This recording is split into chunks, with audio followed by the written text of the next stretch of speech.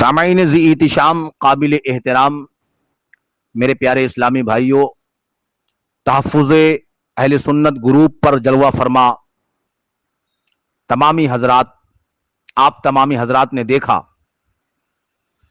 کہ دیوبندی مولوی اصغر، جس کو آپ لوگوں نے الزاماً بواسیری کا خطاب دیا ہے، کیونکہ ان کو دوسرے کا نام بگاڑنے کا بڑا شوق چڑھا رہتا ہے، تو آپ لوگوں نے الزاماً جو اس کو بواسیری کا خطاب دیا ہے بالکل فٹ بیٹھتا ہے اس کے اوپر۔ تو اس کی حالت کیا بن گئی آپ لوگوں نے دیکھا۔ اس کی حالت یہ بن گئی کہ اس کی زبان کو تالا لگ گیا اور یہ بھاگنے پر مجبور ہو گیا۔ اور میں اس کو بھگوڑا بھی اس لیے کہہ رہا ہوں کیونکہ یہ چلاتا رہتا ہے اور سب کو بھگوڑا کہتا رہتا ہے۔ اگر کوئی اس سے بات کرتے ہوئے فون کاٹ دے یا فون پہ جواب نہ دے یا فون نہ اٹھائے تو یہ کہتا ہے بھگوڑا ہے۔ تو اب یہ چونکہ بھاگ گیا ہے، اب یہ بات نہیں کر رہا ہے، تو یہ بھگوڑا ثابت ہو گیا اپنے اصول سے۔ تو ہماری گفتگو جو شروع ہوئی ہے وہ اس کی ایک تحریر سے شروع ہوئی، اور اس تحریر میں اس نے نبی کریم صلی اللہ علیہ وسلم کے حدیث پاک کا مذاق بنایا۔ اور ظاہر سی بات ہے، جب ہمارے سامنے نبی کریم صلی اللہ علیہ وسلم کے حدیث پاک کا مذاق بنایا جائے گا تو ہم قطعاً برداشت نہیں کریں گے۔ تو ہم نے اس کو پکڑا اور ثابت کیا کہ یہ نبی کریم صلی اللہ علیہ وسلم کے حدیث پاک کا مذاق بنانے والا ہے اور اس نے توہین کی ہے۔ اور اس کے اصول سے میں نے ثابت کیا کہ اس کا منہ بھی بدبودار ہے، جہنم کا نمونہ ہے۔ میں نے یہ ثابت کیا کہ اس کے کان بھی بدبودار ہیں، جہنم کا نمونہ ہے۔ اور میں نے یہ بھی ثابت کیا کہ اس کے تحریر کے مطابق دیوبندیوں کی تمام مساجد بدبودار اور جہنم کا نمونہ ہے۔ اب میں اس کی تحریر پھر سے پڑھنے لگا ہوں، ذرا اس کی تحریر کو غور سے دیکھیں۔ اور میں تمام دیوبندیوں سے بھی کہنا چاہوں گا کہ اس مولوی کی تحریر کو آپ لوگ دیکھیے کہ کس طریقے سے اس نے نبی کریم صلی اللہ علیہ وسلم کے حدیث پاک کا مذاق بنایا ہے۔ یہ مولوی لکھتا ہے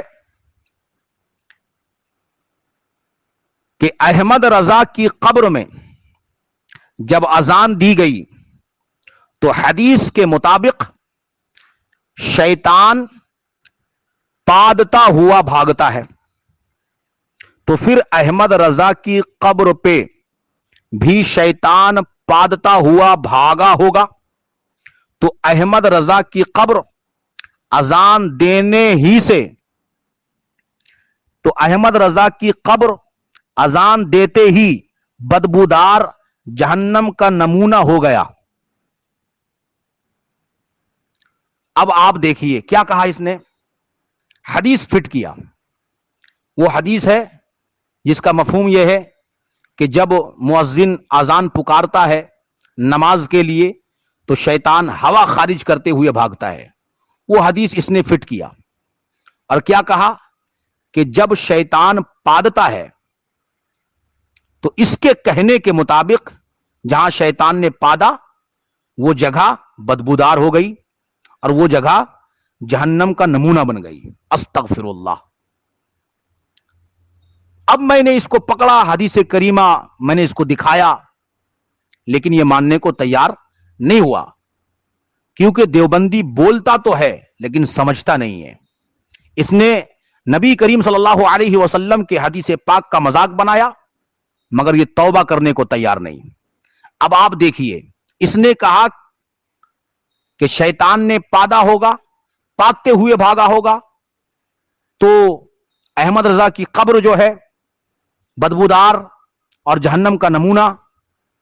تو اب آپ بتائیے کہ اس حدیث کو اس نے یہاں فٹ کیا تو اس کے مطابق شیطان پادتا ہے تو وہ جگہ ناپاک ہو جاتی ہے اور وہ جگہ جہنم کا نمونہ بن جاتی ہے۔ تو اس کو 7 بار پہ اعتراض تھا کہ 7 بار اذان ہوئی आला हजरत की कब्र पर, तो कितना बदबूदार हुआ होगा। तो मैं पूछता हूं कि देवबंदियों की मसाजिद में जो अजान होती है, कहीं 60 साल से हो रही है, कहीं 50 साल से हो रही है, कहीं 40 साल से हो रही है, और देवबंदी मौलवी ने दारुल उलूम देवबंद का जो ऑनलाइन दारुल इफ्ता है वहां पे लिखा है, इसी हदीस को कोट किया है कि जब मुअज्जिन अजान पुकारता है नमाज के लिए, तो अजान पुकारने की जगह से शैतान हवा खारिज करते हुए भागता है। और यह भी तशरीह किया है कि शैतान चूंकि खाता है पीता है, तो इसको हकीकत पर भी महमूल किया जा सकता है, यानी हकीकत में शैतान पाता है। तो अब आप बताइए कि इस मौलवी के इस तहरीर के मुताबिक देवबंदियों की मस्जिदों में जो अजान होती है वहां पे शैतान पादता है, और इसके कौल के मुताबिक वो जगह बदबूदार हो जाती है और जहन्नम का नमूना बन जाती है। दूसरी बात यह है कि हदीस पाक में आया कि शैतान हवा खारिज करते हुए भागता है, और जाहिर सी बात है जहां तक आवाज पहुंचती है मुअज्जिन की वहां से भागता है। तो इसके पास भी शैतान है, तो इसके पास से भी शैतान भागता होगा, तो जाहिर सी बात है इसके मुंह में भी पादता हुआ भागता होगा, तो इसका मुंह भी नापाक हो गया, बदबूदार हो गया, जहन्नम का नमूना बन गया।